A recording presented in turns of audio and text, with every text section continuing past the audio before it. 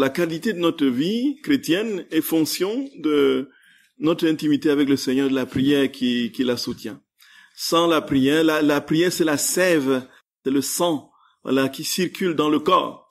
Et sans le sang, frères et sœurs bien-aimés, il n'y a pas de vie. Et quand on dit prière dans la divine volonté, on se rend bien compte que la prière, c'est la prière même de notre Seigneur. Et c'est lui-même, en fait, qui prie en nous, et donc c'est lui-même qui accomplit son œuvre.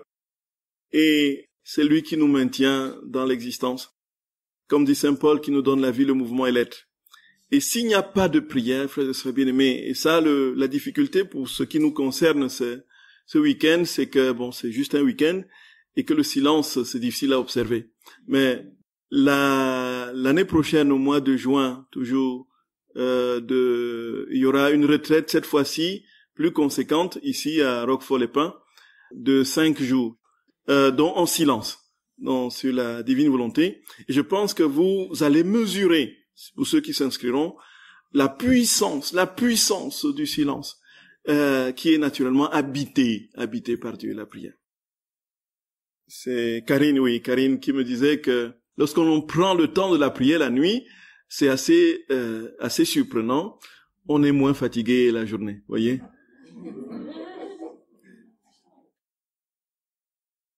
Au nom du Père et du Fils et du Saint-Esprit. Amen. Chers frères et sœurs bien-aimés, nous sommes arrêtés ce matin sur la première blessure du cœur de Jésus, de ce qu'il dit à sa servante Luisa Picaretta. Et nous avons compris que cette blessure était liée à la souffrance des âmes qu'il aime. Tout simplement parce que ces âmes sont identifiées à lui et qu'il ne peut pas se séparer de ces âmes. Ce que ces âmes vivent, il le vit directement parce qu'il ne forme plus qu'une unique volonté. Et voilà, frères et sœurs d'amour, l'éloignement de ces âmes aimantes est aussi source de douleur parce que ils lui sont les plus chers. Nous imaginions un seul instant que la très sainte mère soit happée par sa volonté humaine et qu'elle décide de ne plus rester en communion avec son fils. Nous verrions, frères et sœurs bien-aimés, ce que serait la douleur de ce fils. Ce serait plus insupportable que toutes les afflictions infligées par tous les hommes de tous les temps. Parce que cette mère avait reçu la plénitude du cadeau, et elle a vécu justement dans le fiat, et elle a eu plus que quiconque les grâces nécessaires, et les vertus nécessaires, et les gloires nécessaires, et les lumières nécessaires pour accueillir le Dieu 3 fois saint, non seulement en ses entrailles, mais aussi en son âme, et pouvoir le communiquer aux autres âmes, puisqu'elle est le catalyseur, elle est le canal par lequel Dieu veut faire rentrer sa vie divine dans les créatures. Ce sera par Marie. Marie est la courroie de transmission. Marie est ce vase communicant qui va communiquer cette vie divine, infuser cette vie divine dans les âmes. Nous imaginons un seul instant, ce qui n'est pas possible, mais positionnons-nous dans ce moment très très rapide, une imagination extra affiné, absolument éphémère dans sa consistance et dans le temps. Et supposons que la Vierge un jour dise non à Dieu, à Jésus. Frères et sœurs bien-aimés, avec tout ce que Jésus a préparé, tout ce que la Trinité a mis et inséminé dans cette âme, nous voyons ce que serait la douleur de notre très saint Seigneur. Et Jésus dit que tout ce que ces âmes vivent, il le vit aussi. Et bien plus si ces âmes veulent se séparer de Dieu, c'est une douleur mortelle. Et il parle de la deuxième blessure mortelle de son cœur. Il dit, la deuxième blessure mortelle de mon cœur est l'ingratitude. Par l'ingratitude, dit Jésus, la créature bloque l'entrée de mon cœur, en prend la clé et la ferme à double tour. Alors mon cœur se gonfle de chagrin parce qu'il voudrait déverser ses grâces et son amour et qu'il ne le peut pas. Il devient fou et perd espoir que sa blessure soit guérie. L'ingratitude des âmes me donne une souffrance mortelle. L'ingratitude des âmes me donne une souffrance mortelle. Frères et sœurs bien-aimés, frères et sœurs bien-aimés, on parle de la gratitude. Ça, c'est aujourd'hui les thématiques que l'on trouve dans des cures de guérison, y compris psychologiques et autres. Gratitude. Tout comme on a infiltré d'une manière assez savante et très mesurée en proportion des intérêts qu'on veut en tirer, les jeunes dans toute forme de thérapie aujourd'hui, voyez. Le jeûne pour perdre du poids, bien sûr, naturellement, c'est le plus courant. Le jeûne pour avoir l'esprit léger, le jeûne pour le bien-être. Voilà, aujourd'hui, on trouve de plus en plus dans les thérapies psychologiques, n'est-ce pas, la question de la gratitude. Et on voit même, et on entend même certains psychologues conseiller d'aller faire des démarches de pardon avec tel, bon, et puis, gratitude. Sauf qu'ici, frères et sœurs d'amour, la gratitude dont il s'agit ici dans la divine volonté, ce n'est pas le merci, voyez, le merci, qui est devenu machinal dans nos manières d'être, sans que l'être intérieur profond ne soit mobilisé, ne soit saisi, ne soit pétri, ne soit consumé. Il s'agit ici, frères et sœurs bien-aimés, du retour, du don à Dieu de ce qu'il nous a donné en gratitude, c'est-à-dire qu'on lui donne le parfait merci qui correspond à son don.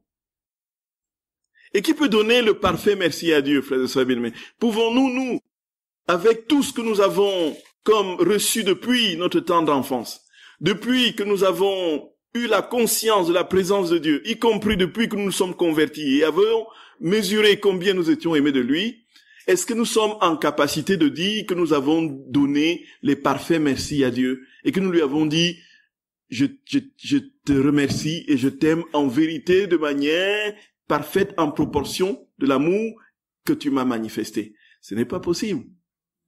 Frères et sœurs d'amour, quand Jésus dit que tout, absolument tout,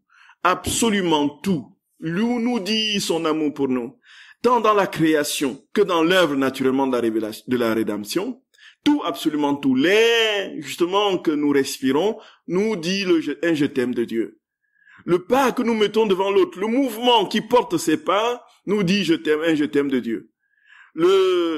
L'oiseau qui chante justement sur cet arbre devant nous, c'est le je t'aime de Dieu. Le soleil qui brille sur nos têtes, c'est le je t'aime de Dieu.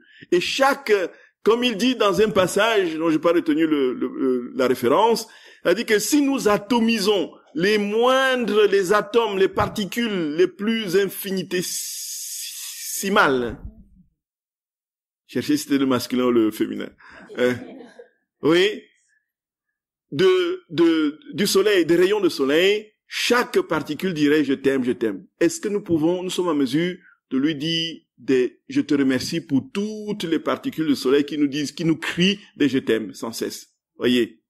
Donc nous voyons bien que nous sommes enserrés de part en part.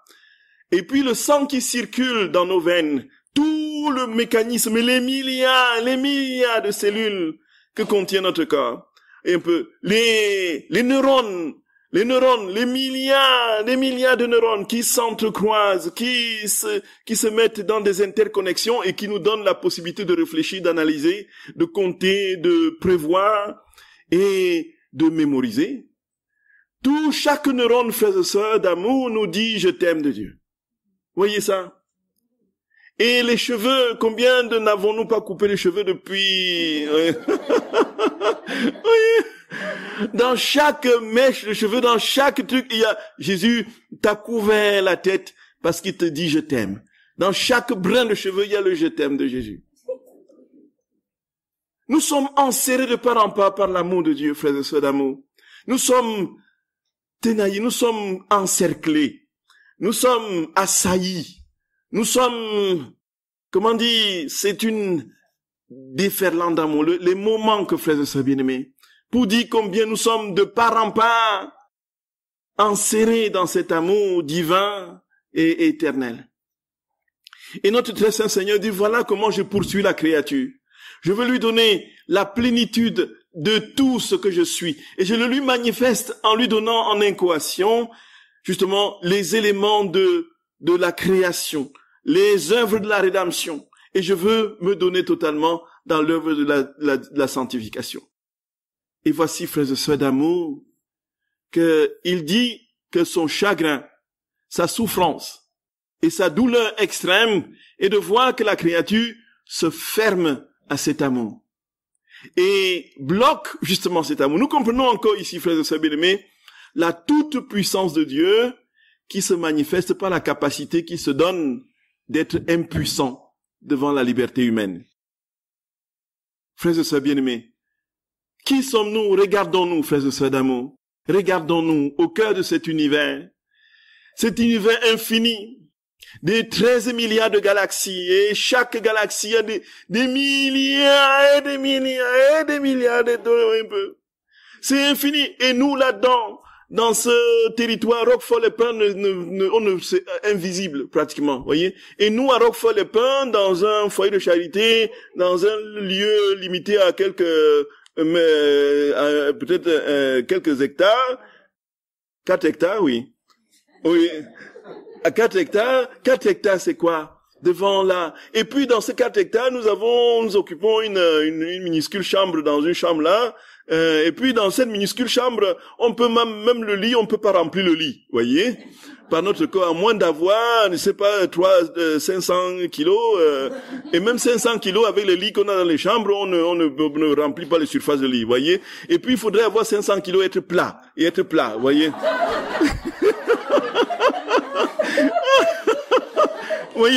voyez.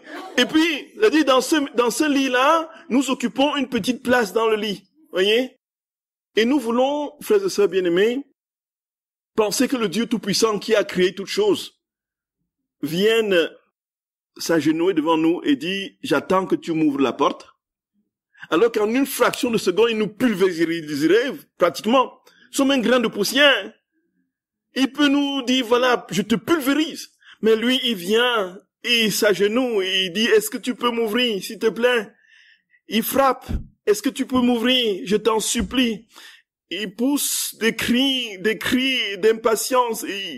Il attend, il patiente, il pleure, il gémit. Mon enfant, mon amour, je veux te le donner, mon amour. Et frères et sœurs d'amour, qu'est-ce que nous faisons? Nous fermons, comme il dit ici, la porte à double tour. Nous fermons la porte à double tour. Et la porte fermée, frères et sœurs bien-aimés, il dit comment la créature ne pourrait pas comprendre ce que je veux d'elle. Que pouvons-nous donner à Dieu? Rien. Dieu se suffit lui-même. Que pouvons-nous lui donner, frères et sœurs d'amour? S'il réclame un retour d'amour, c'est pour nous. Ce n'est pas pour lui. Il ne cherche pas à compenser les vides qui sont en lui par non. C'est pour nous. C'est parce qu'il ne peut pas se dissocier de nous, son amour pour nous est tel que il ne sera jamais heureux que dans dans le total accomplissement et la réalisation de cet amour dans la créature. En fait, c'est notre bien qu'il vise. Et ici, on a tendance, justement, dans une certaine piété, à penser que Dieu cherche des compensations et que les réparations, c'est pour que Dieu ait un surcroît de gloire. Ce n'est pas pour lui, frères et sœurs d'amour, c'est pour nous. Parce qu'il sait que sans lui, nous n'irons nulle part. Sans moi, vous ne pouvez rien faire, dit Jésus. Jean 15 au verset 5. Et cette ingratitude, frères et sœurs bien-aimés, le fait de ne pas pouvoir dire à Dieu, je te rends grâce, je te bénis. Sauf que dans la divine volonté, on est capable de le lui dire de manière parfaite. De manière parfaite. En lui et par lui. Puisqu'il est seul capable de lui retourner sa propre et véritable gloire. Voyez ça, frères et sœurs bien-aimés. Et le Seigneur attend cette gratitude. Il attend cette gratitude. Regardons dans les moindres faits et gestes de notre quotidien, frères et sœurs d'amour. Ce que nous sommes, nous, aujourd'hui, quasiment, dans une souffrance terrible de voir que nous ne recevons pas un merci du geste que nous posons vis-à-vis de quelqu'un. Et bien plus s'il s'agit de notre propre sang, des personnes de notre propre sang. Un merci, frères et sœurs d'amour, un simple merci humain, dénué de toute vie divine, structuré par la politesse, crée tellement de joie dans les cœurs de ceux qui attendent cela, qu'on est loin de s'imaginer, frères et sœurs bien-aimés, le contentement de notre Dieu quand il s'agit, frères et sœurs bien-aimés, de lui retourner son merci à lui par sa propre voix et dans sa propre personne. Frères et sœurs bien-aimés, frères et sœurs d'amour, le mystère est immense. Le mystère est immense. Le mystère est immense. Un enfant qui voit que vous êtes content de ce qu'il fait, alors il multiplie ça pour que vous soyez davantage content, voyez. Un jour, j'étais à une soirée de prière. Enfin, j'ai raconté ça par ailleurs. Permettez-moi, je n'ai pas beaucoup d'histoires, je raconte les mêmes histoires partout. Il me faut étoffer mon répertoire d'histoires pour que ça varie un peu, voyez. Alors, j'étais à une réunion de prière, effectivement, il y avait une petite fille qui traînait là, et puis son papa était un peu loin. La petite fille faisait des dessins, et puis elle a fait un dessin, avec elle a dessiné un cœur, comme ça. Ouais, elle est venue me tendre ça comme ça. J'étais tellement touché, content, j'ai dit merci infiniment, merci de tout mon cœur, merci. Alors je lui ai manifesté ma joie qui était sincère et profonde, tellement j'étais touché par le geste de cette petite. Alors qu'est-ce qu'elle a fait? Elle est retournée, elle a redessiné un deuxième cœur, voyez.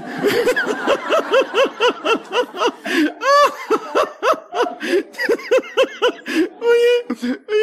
Et puis, quand elle est revenue, je l'ai remerciée.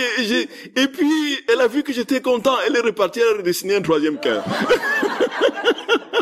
Et puis, à la fin de la soirée de prière, j'avais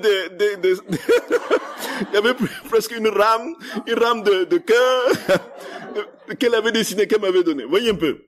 Elle voyait comment ça me faisait plaisir. Elle voulait rajouter du plaisir, de la joie. Voyez un peu ça. Notre Seigneur, frères et sœurs bien-aimés, c'est comme ça qu'il agit. En divin. Voyez ça, frères et sœurs d'amour. Nous lui disons merci, il déverse. Ah oui, il déverse. Il déverse. L'action de grâce est source de nouvelles grâces. L'action de grâce est source de nouvelles grâces. Plus nous rendons grâce, plus il nous donne un surcroît de grâce. Et plus il nous donne un surcroît de grâce, nous lui disons merci, nous lui rendons grâce, il nous donne d'autres grâces. Et nous allons ainsi d'action de grâce en grâce, de grâce en action de grâce, d'action de grâce en grâce, de grâce en action de grâce, car tout est grâce. Et le merci dans la divine volonté, frères et sœurs d'amour, le voilà. Le je t'aime, je te remercie, le voilà. C'est Dieu qui se dit à lui-même, voici, par nous, je te remercie Seigneur. Et il se déverse en peu, puisque Dieu attire Dieu. Dieu attire Dieu. Dieu attire Dieu. Et il se déverse. Et cela va plus loin encore. Et nous avons compris ce matin, frères et sœurs bien-aimés, que les souffrances étaient les catalyseurs, les catapulteurs de l'amour. Et qui dit amour dit vie divine. C'est-à-dire que la souffrance vécue en Dieu, cette communion, cette conjugaison irrationnelle entre l'exquise souffrance, l'exquise délice, et puis les souffrances indescriptibles. Cette conjugaison qui déroute la raison humaine. Ce lien étroit entre une souffrance indicible et une joie tout aussi indicible. On avait dit, frères et sœurs bien-aimés, que c'était l'œuvre de la souffrance de Dieu. C'est parce que c'est Dieu qui souffrait en nous. Et ici, frères et sœurs d'amour, ici, frères et sœurs bien-aimés, pardonnez-moi, je vous demande humblement pardon, mais je ne peux pas me retenir de dire la vérité, ce que Jésus dit. Frères et sœurs bien-aimés, ça va vous dérouter. Pourtant, c'est plein dans tous les passages du livre du ciel. Il y a une retraite à Roquestello au mois d'août sur la passion et la croix de notre Seigneur. Jésus en parle surabondamment.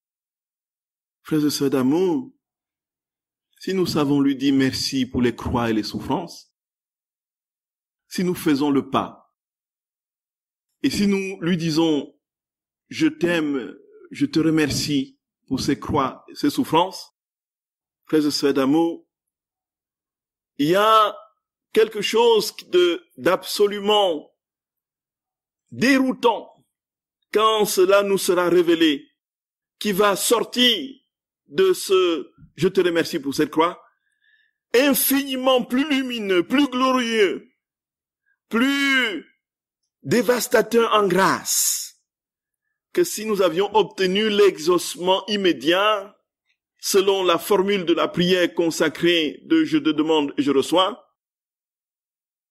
qui seront tout simplement insignifiantes, frères et sœurs bien-aimés, devant la splendeur qu'auront dégagé ces nombreuses croix offertes dans des actions de grâce divine. Voyez ça, frères et sœurs bien-aimés. Voyez ça. C'est tout simplement au-delà de ce que nous pouvons.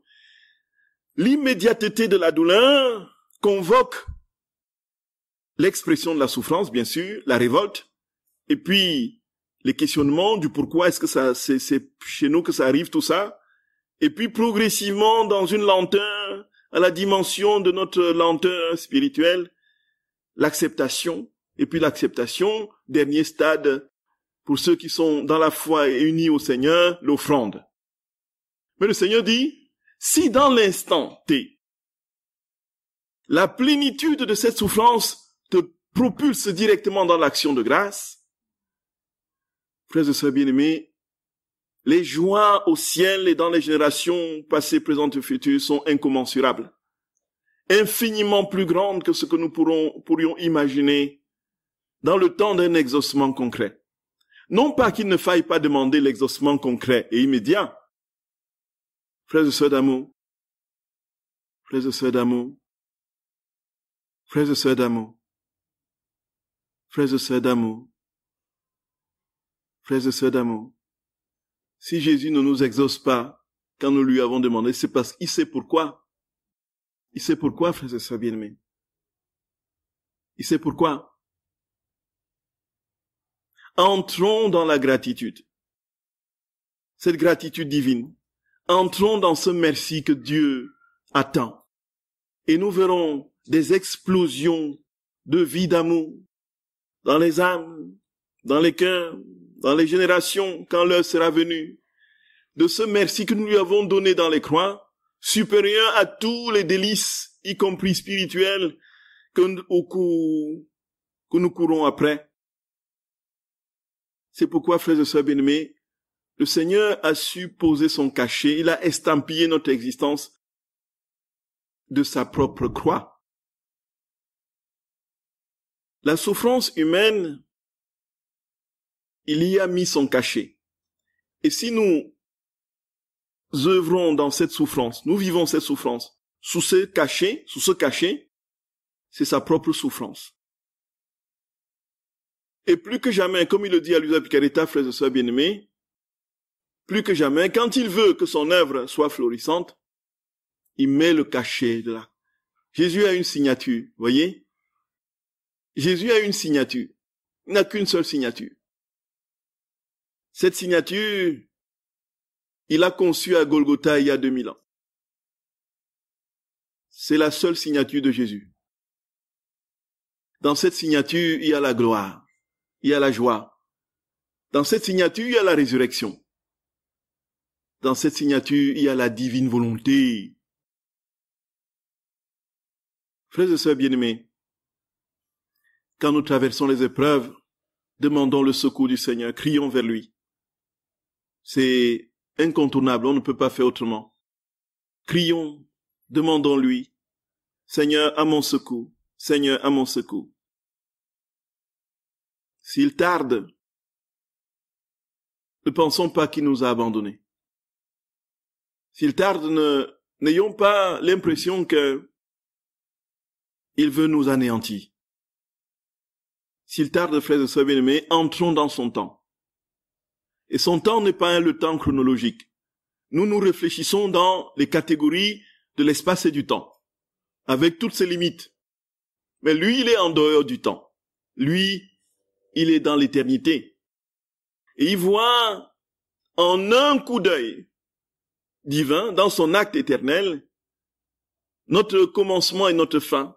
Il connaît notre histoire. Les années que nous avons à vivre, les événements qui se dérouleront au cours de ces années. Il sait, dans sa divine providence, comment les événements s'enchaîneront pour que nous atteignions le projet et réalisions le projet qui est le sien sur nous ramener à l'origine. Il le voit d'emblée. Mais nous sommes limités dans la succession des temps, des instants. Puisque nous n'avons pas la perception de l'instant futur, alors nous sommes dans cet instant, dans une sorte de découragement, de morosité, tout simplement parce que nous n'avons pas la perception claire du temps futur. Et lorsque nous avons, frères et sœurs bien-aimés, un temps soit peu, un peu d'espérance, cette espérance est très vite plombée par le fait du temps qui n'est pas suffisamment raccourci pour que ce que nous demandons nous soit donné. Mais Dieu a le temps devant lui. Il n'a pas le temps, il a l'éternité. Et ce que je suis aujourd'hui, frères et sœurs bien-aimés, et ce que j'endure aujourd'hui, il sait ce à quoi ça servira, non seulement pour moi dans 5-10 ans, mais pour une multitude d'autres âmes, si j'ai offert ma souffrance, de tous les temps, y compris de ceux qui ne sont pas encore nés, y compris pour réparer les souffrances des gens qui sont passés 100 ans, 200 ans avant moi, ainsi de suite. Dieu a son échiquier large, qui saisit l'éternité. Et il s'ensuit que, dans la divine volonté, si nous crions vers lui pour que nos souffrances soient allégées, frères et sœurs bien-aimés, immédiatement, pensons lui dire merci, lui rendre grâce, le bénir, le louer, l'adorer pour cela, parce que le temps qu'il faudra pour que cette souffrance soit levée, c'est le temps où il réalise son œuvre dans les âmes, dans nos âmes y compris. Et le Seigneur sait comment il signe son œuvre. C'est toujours par la croix. Voyez, frères et sœurs bien-aimés, le Seigneur dit que la deuxième blessure mortelle, c'est le fait que l'âme ne sache pas lui dire, voyez, je t'aime. Nous voyons des personnes, frères et sœurs d'amour, qui priantes, qui sont dans une constance de vie de prière. Et c'est là, justement, qu'on se rend compte que le travail en profondeur sera fait. De toutes les façons, le Seigneur s'en charge. Quand nous le cherchons de tout notre cœur, quand nous le cherchons de toute notre âme, il se charge de nous éduquer. Et son école, c'est l'école de la croix. Montez, descendez, frères et sœurs bien-aimés. Pour vous identifier à lui, il ne vous fera pas passer, n'est-ce pas, de la victoire du tombeau sans vous faire passer par le vendredi saint. Pour nous donner la configuration de gloire qui est la sienne, il ne nous plongera pas dans des piscines de Bordeaux.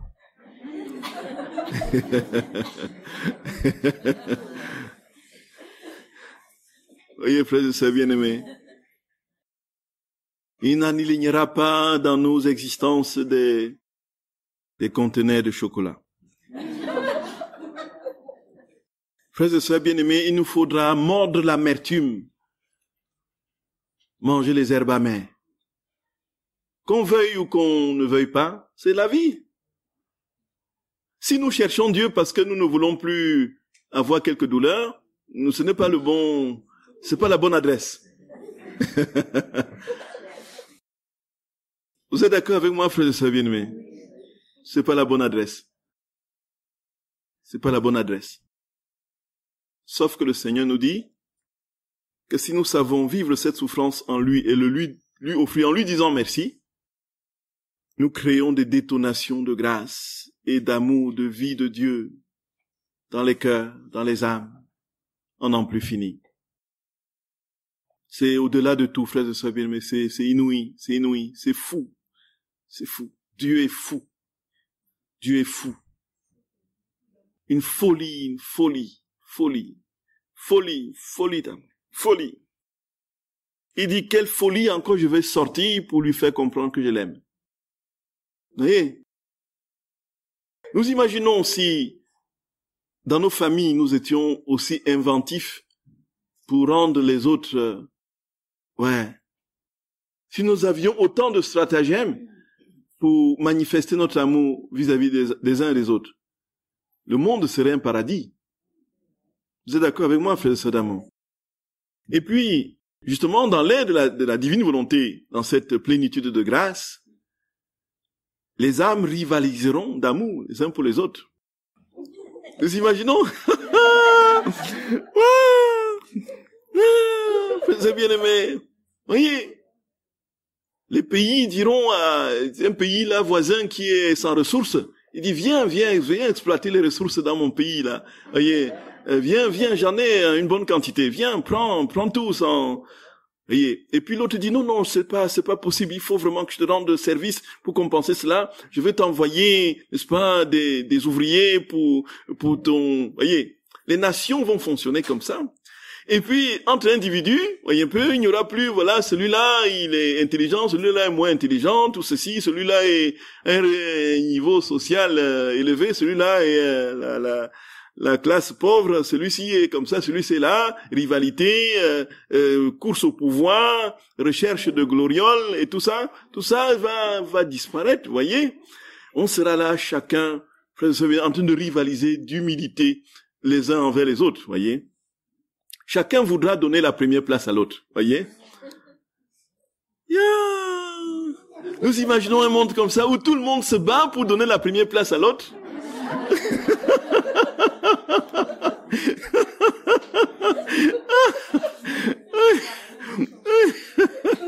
Oui, professeur bien-aimé. Oui. C'est l'aide de la divine volonté. Si nos cœurs sont remplis de Dieu, c'est ce qui va se passer. Et puis, on sera dans un amour constant du Seigneur. Constant, brûlant de Dieu.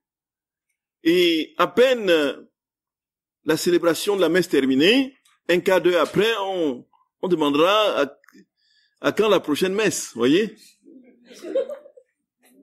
L'amour de Dieu sera tellement de feu en nous qu'on ne voudra plus qu'être dans sa présence et être dans l'amour les uns. Oh, c'est beau. Oh, c'est beau. Oh, Seigneur notre roi. Oh, Seigneur notre Dieu. Seigneur Jésus d'amour. Seigneur Jésus. C'est beau. C'est beau. C'est beau. La troisième blessure mortelle du cœur de Jésus, comme il le dit, c'est l'obstination.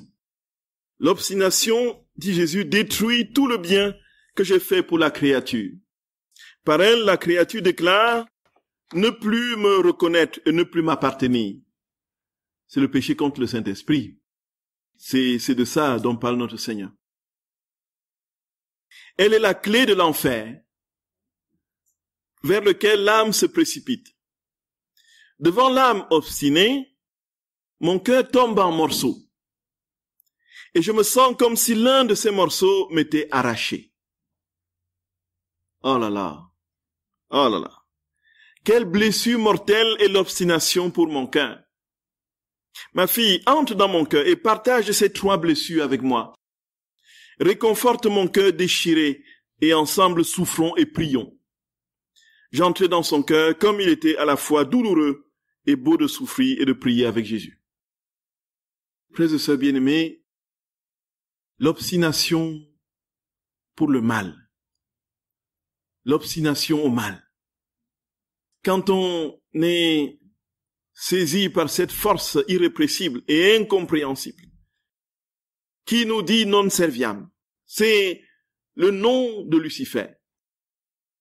Et c'est ce nom, frères et sœurs bien-aimés, qui a créé l'enfer. Et quand il y a des âmes qui vont à leur perte, contre toute stratagème d'amour du Seigneur, les prévisions, les précautions, la multiplication des signes pour leur éviter le gouffre, qui s'obstine, je ne servirai pas.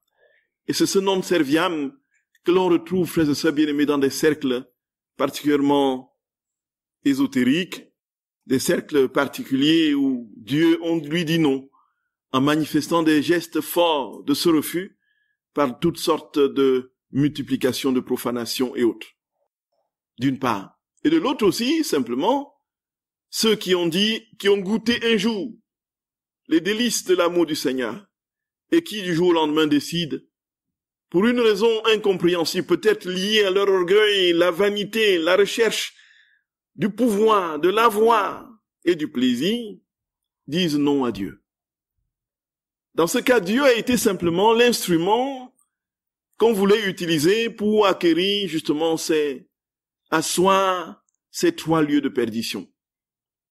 Et comme il n'a pas réalisé le désir et le dessein, on lui tourne le dos et on va sous d'autres cieux chercher ces 3 lieux de définition des passions humaines.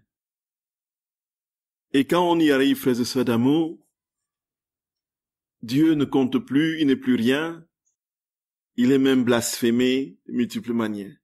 Et le Seigneur jamais ne se décourage. Et il dit, voici, je fais tout pour que tu reviennes. Tu es loin de te rendre compte de l'amour que j'ai pour toi. Et jusqu'à la dernière minute, frères et sœurs d'amour, jusqu'à la dernière minute, l'obstination entre la vie et la mort. Et Jésus dit à Luisa Picarita que entre les derniers instants de la vie d'une créature, il se présente à tous les hommes pour leur dire, est-ce que tu veux encore m'aimer? Oh, Jésus d'amour, Jésus d'amour. Donc c'est au tome 35, du 22 mars 1938. Ma fille, jusqu'à ce que la culpabilité commence dans la créature, tout en elle est ma volonté. Et lorsque commence la culpabilité, commencent aussi les pleurs et les souffrances de cette céleste mère. Oh, combien son enfant lui manque, mais elle ne le quitte pas. Son amour la tient liée à la créature pour lui donner sa vie, et bien qu'elle sente sa vie divine étouffée, et peut-être même inconnue de la créature et non aimée, l'amour de ma volonté est si grand qu'il continue sa vie sans tenir compte des offenses pour faire une surprise d'amour et sauver son enfant. Jésus est toujours dans les surprises, les surprises. Voyez. Oh là là, là là, là. C'est pas possible de ne pas aimer un Dieu comme celui-là. Frères et sœurs d'amour. Voyez tout le langage qu'il utilise, surprise, tout le temps, il est au bout de tous les coins de notre vie, pour nous faire des surprises. Toujours surprise d'amour. Et puis, notre bonté et notre amour sont si grands que nous utilisons tous les moyens pour sortir la créature de son péché. Nous utilisons tous les moyens. Jésus dit bien tous les moyens pour la sauver. Et si nous ne réussissons pas durant sa vie, écoutons, si nous ne réussissons pas durant sa vie, nous faisons une dernière surprise d'amour au moment de sa mort. Personne ne peut dire qu'il n'a pas eu l'occasion d'entendre parler de Jésus et de se donner à lui. Tous les hommes, au dernier moment de la mort, frères et sœurs bien-aimés, même lorsque la mort est brutale, dans la fraction de temps qui sépare le départ de l'âme du corps, Jésus se manifeste. Écoutons. Tu dois savoir qu'à ce moment, nous donnons le dernier signe d'amour. Nous donnons le dernier signe d'amour à la créature en lui accordant avec nos grâces, amour et bonté, en témoignant des tendresses d'amour propres à adoucir et à gagner les cœurs les plus durs. Voyez, Jésus dit. Lorsque la créature se trouve entre la vie et la mort, entre le temps qui est sur le point de finir et l'éternité, qui est sur le point de commencer, voyons bien, c'est dans l'entre-deux, entre la fin de la vie et le début de l'éternité, voyez. C'est pas dans l'éternité. C'est entre les deux. Donc, au seuil. Tout à fait exact. Au seuil de l'éternité. L'âme n'est pas encore morte. Voyez. Donc, le Seigneur, on voit bien. Parce que, une fois morte, un peu plus se convertit, c'est soit le purgatoire, soit soit l'enfer, soit le ciel. Qui est sur le point de commencer. Presque dans l'acte de quitter son corps. Ton Jésus se fait voir avec une amabilité qui ravit, avec une douceur qui enchaîne et adoucit les amertumes de la vie, spécialement en ce moment extrême. Puis, il y a mon regard. Je la regarde avec tant d'amour pour faire sortir de la créature un acte de contrition, un acte d'amour, un acte d'adhésion à ma volonté. Gloria, Gloria, Gloria, Gloria, Gloria. Frères et sœurs bien-aimés, jusqu'à la dernière seconde. Nous voyons, le Seigneur pourchasse l'âme. C'est vraiment pour revenir au psaume 23, là, frères et sœurs d'amour. Et le mot pour dire, ma compagne, c'est trop faible, quoi. C'est trop faible. Ton amour m'accompagne, c'est trop faible. Il faut vraiment revenir à la traduction ton amour me pourchasse, me poursuit, me persécute. Ton amour me harcèle. On aimerait bien être harcelé d'amour tout le temps, frère et sœur d'amour. Vous voyez pas?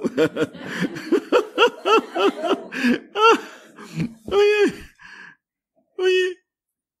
C'est bien de cet harcèlement qu'on aimerait vivre. La vie serait un paradis. Et puis Jésus dit, en ce moment de désillusion, en voyant, en touchant de ses mains combien nous l'aimions et nous l'aimons encore, la créature ressent une si grande souffrance qu'elle se repent de ne pas nous avoir aimés. Elle reconnaît notre volonté comme principe et accomplissement de sa vie, et en satisfaction, elle accepte sa mort pour accomplir un acte de notre volonté. Car tu dois savoir que si la créature n'accomplissait pas même un seul acte de la volonté de Dieu, les portes du ciel ne s'ouvriraient pas. Voyez, frères et sœurs, elle ne serait pas reconnue comme héritière de la patrie céleste, et les anges et les saints ne pourraient pas l'admettre parmi eux. Et elle-même ne voudrait pas entrer, étant consciente que cela ne lui appartient pas. Sans notre volonté, il n'y a ni sainteté ni salut. Combien de créatures sont sauvées en vertu de ce signe de notre amour, à l'exception des plus pervertis et des plus obstinés. Obstination. Nous y sommes, frères et sœurs bien-aimés. Même si suivre le long chemin du purgatoire serait plus convenable pour elle. Non. Le moment de la mort est notre prise quotidienne, la découverte de l'homme perdu. Il y a des raids, des opérations, des anges, des saints, à chaque seconde dans l'univers, voyez frères et sœurs bien-aimés, auprès des mourants, qui, notre très saint Seigneur est toujours dans cette activité permanente, en train de ramasser les derniers qui accepteraient de lui dire oui. Voyez un peu, à chaque agonie, ils sont là, ils s'activent, il y a une activité débordante autour d'un agonisant. Entre l'autre qui veut les attraper par le doute, le découragement, la révolte, et puis et notre Seigneur qui veut leur présenter le dernier regard d'amour, pour l'inciter à basculer dans sa volonté et à acquérir le paradis. Frères et sœurs d'amour, le Seigneur est aux aguets. Nous lui tendons une petite feuille comme ça, griffonnée avec un petit cœur noirci, bariolé comme ça. Il est tellement rempli d'amour, de gratitude, il est tellement touché qu'il nous dit, tiens le ciel, tiens le ciel, tiens le ciel, tiens le ciel. J'imagine la tête d'Abraham, de Moïse, des patriarches, des prophètes, de Jérémie, d'Isaïe, de Jean-Baptiste, qui était au séjour des morts, frères et sœurs bien-aimés, et qui voit que le brigand, le malfrat là, le bandit, qui avait passé toute sa vie à faire des 400 coups, hein, il va les précéder au ciel avant. C'est pas possible. C'est pas possible. Humainement, on dirait, mais Seigneur, qu'est-ce que tu fais là? Qu'est-ce que tu fais? Tu es devenu, c'est quoi ça? C'est la folie, effectivement. Voyez, Un brigand, frère. Qu'est-ce qu'il avait dit? Il n'a même pas dit Jésus, je t'aime. Il dit, souviens-toi de moi. Souviens-toi de moi quand tu viendras dans ton royaume. Souviens-toi de moi. Le cœur de notre Seigneur a éclaté d'amour. Celui-ci, il sera le premier. Imaginons, frère de ce bien-aimé. Nous imaginons, frères et sœurs d'amour. Oh là là là là là là là là. Moïse qui pourrait dire, mais moi j'ai tenu la loi. Moi j'ai tenu les tables de la loi, Seigneur. Mais ça devrait être moi. Et Abraham qui dit, mais moi j'ai eu la foi. J'ai même proposé mon fils au sacrifice. Et toi tu me traites comme ça, tu me mets ce brigand là avant moi. On pourrait imaginer un dialogue comme ça, vous voyez. Et ce serait tout à fait justice, point de vue humain. Mais là, frères et sœurs d'amour, frères et sœurs bien-aimés, c'est renversant, comme Dieu agit. Et pour terminer, il dit, puis il ajouta, ma fille, le moment de la mort est le temps de la désillusion. À ce moment, toutes les choses se présentent les unes après les autres pour dire adieu. Adieu, la terre est finie pour toi. Maintenant commence l'éternité. C'est pour la créature comme si elle était enfermée dans une chambre et que quelqu'un lui dise, derrière cette porte, il y a une autre chambre dans laquelle se trouve Dieu, le ciel, le purgatoire, l'enfer. Ensemble, l'éternité. Mais la créature ne peut voir aucune de ces choses. Elle les entend affirmées par d'autres et ceux qui lui disent ne peuvent pas les voir non plus. De sorte qu'ils parlent presque sans même trop y croire, sans accorder beaucoup d'importance au fait de donner à leurs paroles le ton de la réalité, comme quelque chose de certain. Alors un jour, les murs tombent, et la créature peut voir de ses propres yeux ce qu'on lui avait dit avant. Elle voit son Dieu et son Père qu'il aimait d'un grand amour, frères et sœurs d'amour. Oh là là, le rideau qui se déchire là, qui tombe, et le cœur aimant de notre Seigneur elle voit les dons qu'il lui a fait un par un, et tous les droits d'amour qu'elle lui devait, qui ont été brisés. Elle voit que sa vie appartenait à Dieu et non à elle-même. Tout passe devant elle, éternité, paradis, purgatoire et enfer. La terre qui s'en va, les plaisirs qui lui tournent le dos. Tout disparaît. La seule chose qui lui reste présente dans cette pièce au mur abattu, c'est l'éternité. L'éternité. Quel changement pour la créature. Ma bonté est si grande voulant sauver tout le monde que je permets la chute de ces murs lorsque les créatures se trouvent entre la vie et la mort, au moment où l'âme quitte le corps pour entrer dans l'éternité, afin qu'elle puisse faire au moins un acte de contrition et d'amour pour moi. En reconnaissant sur elle mon adorable volonté, je peux dire que je leur donne une heure de vérité afin de les sauver. Chacun a son heure de vérité, y compris les plus endurcis.